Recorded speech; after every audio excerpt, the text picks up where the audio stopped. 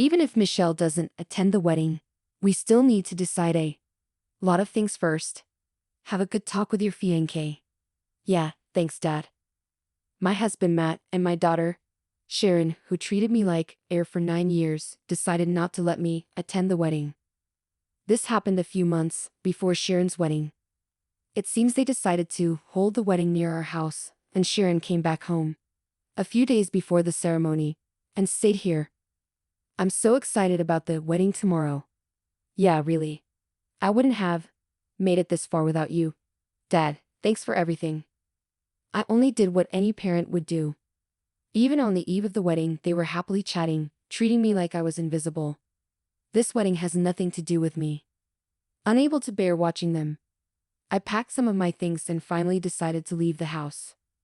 The next day, my smartphone vibrated and rang. I was having breakfast at a cafe when I saw who was calling. Nervously, I answered, and Sharon's angry voice immediately erupted. What the heck are you doing? Where are you? She continued yelling in a high-pitched voice. You were in my wedding. I am Michelle. I'm a 48-year-old part-timer who enjoys baking.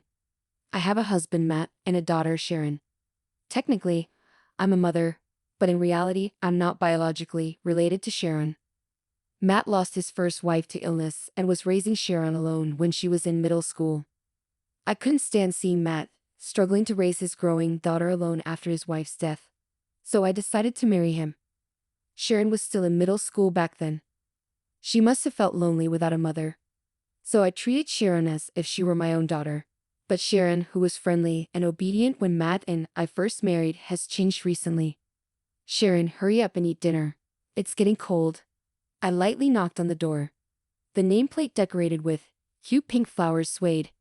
There was no response, but lively music was leaking from inside the room.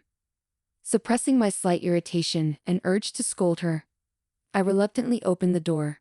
Hey Sharon, dinner is. Leave me alone. I'm at a good place right now, she responded, rudely dismissive. Sharon was dancing with her back to me in her room, filled with her favorite furniture. Since Sharon was in the dance club at school, she might have been practicing, but in front of her was a smartphone supported by a tall stand. It seemed she was recording a video. Hey, don't just barge into my room. What if I was live streaming? You would have been in the shot. But dinner time is family time. Can't you adjust your streaming schedule? Family time? Sharon turned to look at me and snorted as if mocking me. Her demeanor suggested she found it trivial and uncool. It's such a hassle. After club activities, I have to eat, take a bath, and do my homework.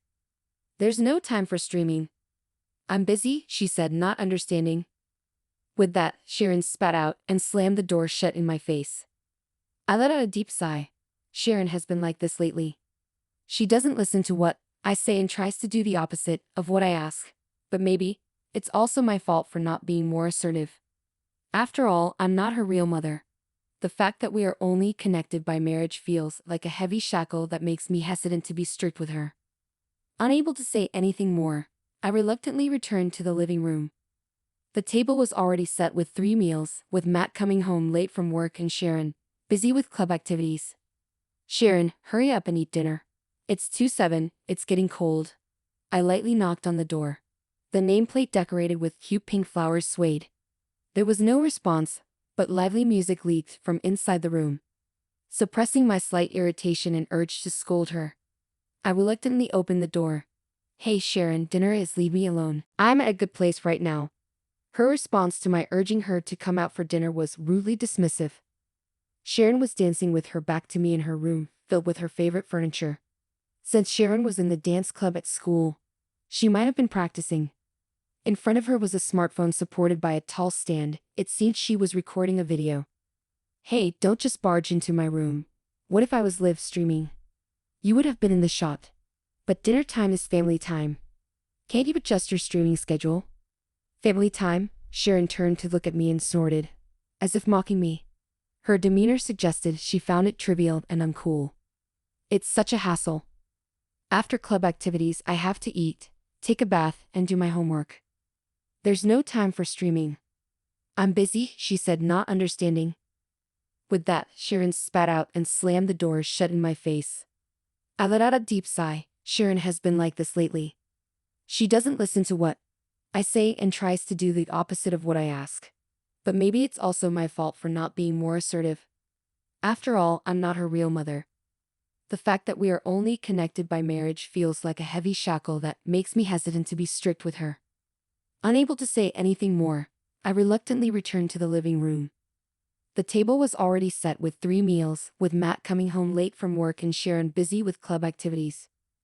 I was usually the first to come home, so all the household chores fell to me. Since we all leave at different times in the morning, is it too much to ask for us to meet and talk at least in the evening? I sat down and spoke to Matt, who was absent-mindedly watching TV while eating dinner. Hey Matt, can't you say something to her too? Say something about what? Don't play dumb about Sharon lately. She doesn't listen at all, and she won't even have dinner with us. It's just a phase every kid goes through. You're worrying too much, Matt replied nonchalantly, barely glancing at me before returning his gaze to the TV. His response made me wonder if I was indeed overthinking it. It's something every kid goes through. As a parent, I should be happy about her growing up, Matt continued, but the anxiety in my chest kept building. So I pushed further. I understand that, but there's a limit. I get that she has her own thoughts, but lately there are times when she doesn't even eat dinner and then she stops by the convenience store to buy snacks during her outings. You're too picky, Michelle.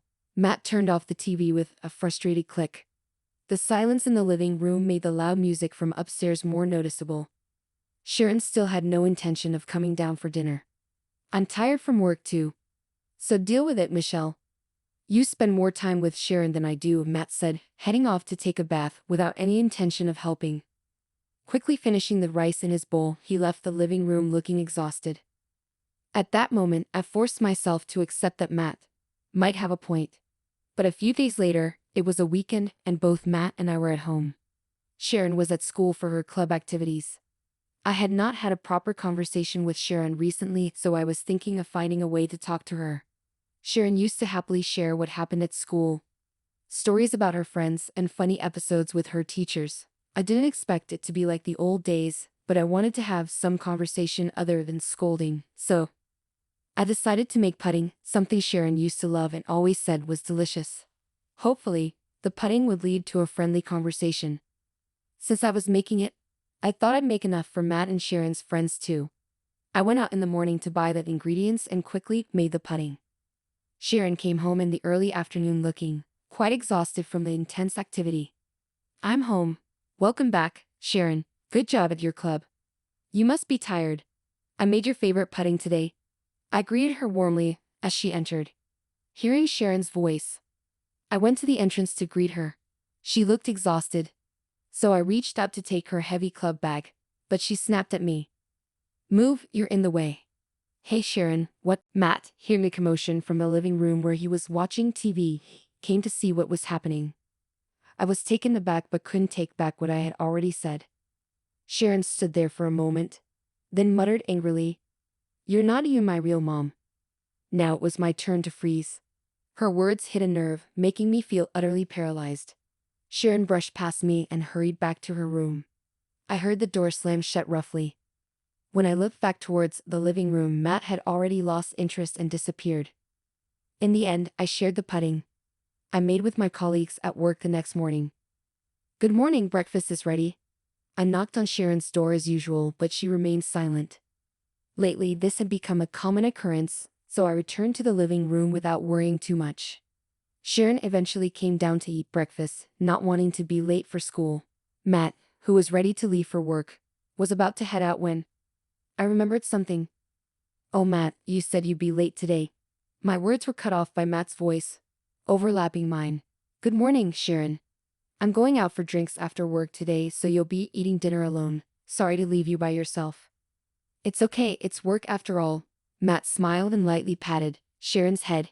Sharon smiled back, replying calmly, Take care, see you later. I felt like I was being treated like air. Stunned by the scene in front of me, Sharon resumed eating as if nothing had happened. From that day on, they both completely ignored me. This continued through Sharon's high school and college years. For 9 long years, even after Sharon got a job and moved out, Matt and I barely spoke. Matt continued to leave early in the morning and return late at night. Home was just a place to sleep, and he often spent his weekends out of the house. Knowing I would be ignored, I stopped trying to talk to him. With Sharon's education and living expenses no longer a concern, I started working at a bakery. Baking had always been a hobby of mine, and I'd long wanted to work at a bakery. I even dreamed of having my own shop one day. I poured myself into work to avoid facing reality. Then one day, Sharon came home unexpectedly. "I'm home." I hadn't heard anything from her, so I was surprised and headed to the entrance. I saw Sharon with heavy makeup and a brand name bag, and Matt was there greeting her as if he knew she was coming back. "Welcome back, Sharon. How have you been?" "Yeah, not bad. How's work going?" "Well, there are still a lot of things I'm not used to, but my boss is nice and teaches me kindly. Lately, I've been finding it quite rewarding and the pay is good," Sharon replied. Matt seemed delighted by Sharon's return after a long time. I also felt a bit brighter, and forgetting everything, I couldn't help but speak up. "You're back. Welcome home, Sharon." But as expected, there was no response from Sharon. She silently placed the souvenir bag on the living room table and nervously said to Matt, "Oh, by the way, Dad, like I mentioned in my message, is tomorrow okay?" "Yes, that's fine," Matt replied. Hearing their conversation in front of me, ignoring my presence, my briefly brightened mood quickly sank again. I had hoped that being away from home might have changed something and brought us back to a somewhat peaceful relationship like before. But in reality, our relationship hadn't changed at all. It seemed they had been in contact, but Sharon never reached out to me. Sharon had informed Matt about coming home but didn't tell me. Since Matt and I didn't talk, I couldn't prepare to welcome Sharon back. The next day, Sharon came with her fiancé. It turned out this was the purpose of her visit. We sat in the living room with enough chairs for everyone, facing each other. Her fiancé, John, politely handed us gifts, and I served scones from the bakery where I worked with tea. "Nice to meet you, I'm John. Engaged to Sharon," he said. Matt seemed to know, but it was news to me. I was too surprised to be angry at them. John, in a crisp suit and polished leather shoes, had a clean and gentle smile. He looked like a fine young man, someone who I felt would be a good match for Sharon. "Actually, I plan to marry him," Sharon said shyly. "Let me introduce them again. This is my dad, he works late for us and is a kind person. And this is my mom, the woman I respect." Sharon glanced at me briefly, seeming like she had something else to say, but introduced me smoothly. John smiled warmly. "Thank you for bringing Sharon and me together. We met at work. Her bright personality always helps me. She learns quickly and absorbs everything I teach her. She's truly a wonderful person." "Stop, you're embarrassing me," Sharon said, nudging John's side with her elbow, clearly embarrassed. Their easy interaction showed how close they were. "You two seem to get along well," Matt commented. "Yeah, he seems like a good person," I added. Neither Matt nor I had any objections to the seemingly nice John. The atmosphere was filled with a warm, congratulatory mood for Sharon's choice of fiancé. John, Sharon's boss, seemed to be quite elite, and Matt appeared satisfied with what seemed to be a marriage to a wealthy man. Accustomed to the cold air in the house, I felt happy to have such a pleasant atmosphere again after so long. Indeed, Sharon might be a bit difficult to handle, but that could be because she had a stepmother who wasn't related by blood, always by her side, but still. Sharon is undoubtedly my daughter. Blood ties are beyond our control, but if Sharon had chosen him herself, I had no complaints. He would surely take good care of Sharon. With this thought in mind, I decided to give John some bread as a gift from my bakery. "Oh, I almost forgot, please take this with you. It's a popular product from our bakery. It's very delicious. Please take it and please take good care of Sharon." "Thank you, Mom. Thank you very much," John said, looking as pleased and bashful as Sharon. They left, and I turned to Sharon. Sharon, like Matt and me, seemed to be in high spirits. Feeling as happy as if it were my own joy, I couldn't help but smile. "I'm so glad for you, Sharon. He seems very kind, and I'm really relieved. Congratulations." However, Sharon's face turned somewhat displeased as soon as I spoke to her. Sensing something was wrong, Sharon bluntly said, "Dad, I don't want to invite Mom to the wedding. Is that possible?" "What?" Her words felt like a blow to the head. Sharon's tone was sharp, as if she truly hated me. While I was too shocked to say anything, Matt, without even glancing at me, nodded while looking at his phone. That's fine, you're the main character, Sharon. Invite whoever you want, right? Wait a minute. The utterly unacceptable scene unfolding before me made me raise my voice for the first time in a long while. Sharon twisted her face in irritation, glaring at me as if my voice was annoying. What? Do you understand what you're saying? How can you say something like that in front of me? I asked, shocked. But you're not my real mom. Sharon said so casually that I felt a lump in my throat. The friendly atmosphere from just moments ago felt like a lie. You always get mad quickly, and you're so preachy. I'll be honest, it's a pain to talk to you, and I don't want you nagging me until my wedding day. It's supposed to be a happy day. Sharon, you can't keep saying such things. This isn't just teenage rebellion. That's enough, I pleaded. Sharon sighed deeply, sounding annoyed. Honestly, I never really liked you from the start. I only pretended to like you because you gave me an allowance. What? That's enough. Hey, Sharon, that's too much. Michelle did her best as your mom. Matt interjected, surprising me just as I was about to explode with anger. Matt and I had been married for over 10 years. Even though our marriage wasn't out of love at first, we had faced many challenges together. Although we hadn't talked much recently, maybe he still recognized my efforts.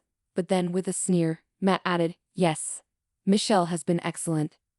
Sharon, you probably don't remember, but your real mom was always sick and pretty useless. She couldn't work properly, but Michelle has done all the housework, taken care of you, and contributed financially. She was perfect for the role. I was left speechless. Indeed, Sharon and I weren't biologically related, and Matt and I didn't marry out of love. Even so, I had always considered them my family and had tried my best to ensure they had happy lives. I have loved them in my way, yet realizing that my feelings were one-sided and misunderstood was too much to bear. Well, even if Michelle doesn't attend the wedding, we still have a lot to decide. First, have a good talk with John. Yeah, thanks, Dad. They continued their wedding preparations, ignoring me in the house. I was still treated like heir. Even on the eve of the wedding, nothing changed. It seemed I would not be attending. I'm so excited about the wedding tomorrow. Yes, really. I wouldn't have made it this far without you, Dad. Thanks for everything. I only did what any parent would do. Something inside me snapped, and I decided to leave the house for good. The next day, I headed to a certain place. While having breakfast at a cafe, my smartphone rang. The caller was Sharon. Despite having left home last night, it had been years since I received a call from Sharon. Hello. What the heck are you doing? Where are you? As soon as I answered and put the phone to my ear, Sharon's shrill, screaming voice exploded. She continued yelling, her emotions spilling out. You're the one who ruined my wedding. Today was supposed to be my wedding day, but my fiancé suddenly asked to call off the engagement and we had to cancel the wedding at the last minute. And I heard you had something to do with it. How are you going to take responsibility for ruining my wedding, for taking away my happiness? Sharon's language was not something you would use towards a parent. I deeply felt that she never truly saw me as her mother, yet I no longer felt as sad about it. As I struggled to find a response, the woman sitting across from me spoke up. Michelle, may I take the phone? Are you sure? Yes, it's not just someone else's problem. The woman was John's mother, Stacy. Stacy was a regular customer at a bakery where I worked. She also enjoyed baking and making sweets, and we had become good friends. After leaving home yesterday, I went to Stacy's house. I handed over the videos I had taken of my home life, which I had kept as evidence for a potential future divorce from Matt. Hello, this is Stacy, John's mother. What? Mom, Sharon, who had always seemed so confident, suddenly sounded confused and uncertain. Just informed of the broken engagement by John, was clearly startled. Michelle told me everything. It seems you and your family have been ignoring Michelle and throwing cruel words at her despite her efforts to be close to you. Stacy and I often had lunch together, and I had confided in her about my troubles. Of course, at first, I didn't know Stacy was John's mother. However, when I noticed the similarities between John's last name and the son Stacy occasionally mentioned, I asked her directly. As expected, they turned out to be mother and son. After hearing Michelle's story, I spoke with John, and we have decided to call off the engagement. This is the end of our relationship, Stacy said. Stacy's cold yet decisive words seemed to make Sharon panic on the other end of the line. No, wait. Dad, come here. Sharon, sounding desperate, called for Matt, seeking help. I could hear Sharon's almost tearful voice and Matt's shocked exclamations in the background, knowing they were in turmoil. Both there, I took the phone back from Stacy. Matt, Sharon, I happened to see your messages. As I spoke quietly, I heard them gasp. It was a few days after Sharon had brought John home. I was setting the table for dinner. Matt, engrossed in the TV, had carelessly left his smartphone on the table with the screen on, and it caught my eye. I was about to turn the phone over, thinking it was wrong to look at his message history, when I saw something shocking. The messages revealed that Sharon had another boyfriend besides John.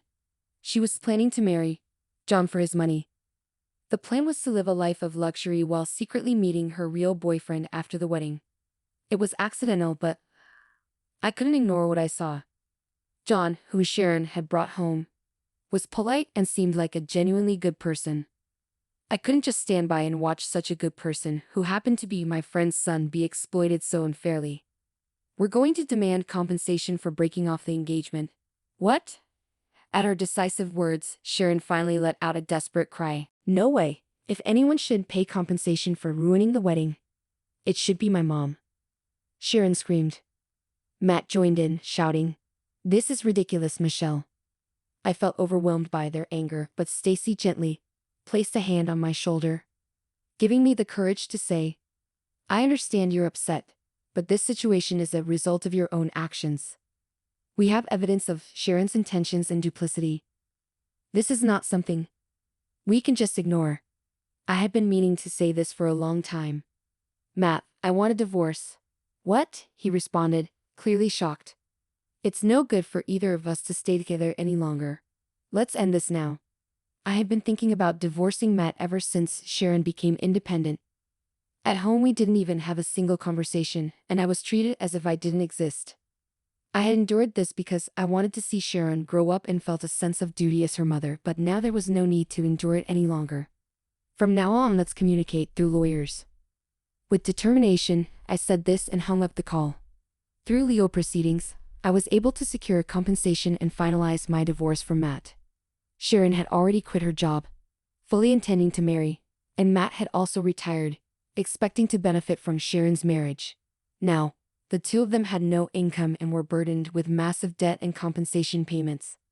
Occasionally, I would receive messages of apology or requests for support from them, but we were already strangers to each other. I didn't even bother to read those messages. They were living together, burdened with debts they couldn't repay even by selling the house, constantly at odds with each other. As for me, I decided to return to my hometown after the divorce. Using the experience I gained working at the bakery, I finally achieved my dream of opening my own shop, and now lead a fulfilling life. Stacy still occasionally visits my bakery, and our friendship continues. John is finally getting married this month. His fiancée is a beautiful and kind-hearted woman, a perfect match for him. I have been invited to their wedding, and I'm excitedly planning to bring some of my homemade bread as a gift.